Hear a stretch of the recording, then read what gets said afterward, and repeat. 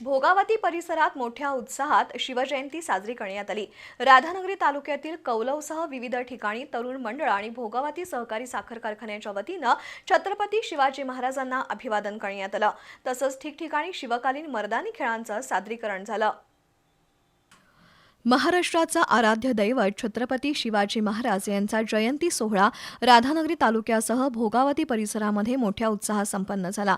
राधानगरी तालुक्यातील कौलवमधील विविध तरुण मंडळांच्या वतीनं शिवजयंती उत्सवाचं आयोजन केलं होतं। त्यामध्ये युनियन तरुण मंडळ यांच्या वतीनं छत्रपती शिवाजी महाराज यांच्या पुतळ्याचं पूजन युवराज कुंभार, केरबा दत्तात्रय पाटील यांच्या हस्ते संपन्न झालं।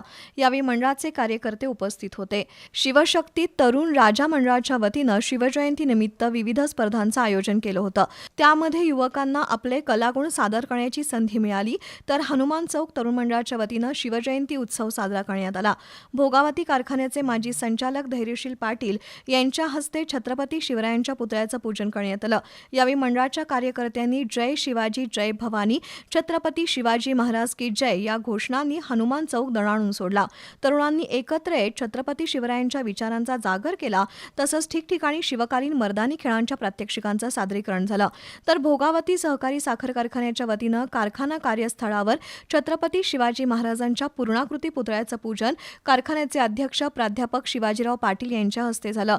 यावेळी कार्यकारी संचालक सागर पाटील, जनरल मॅनेजर संजय पाटील आणि विविध विभागातील अधिकारी आणि कर्मचारी उपस्थित होते।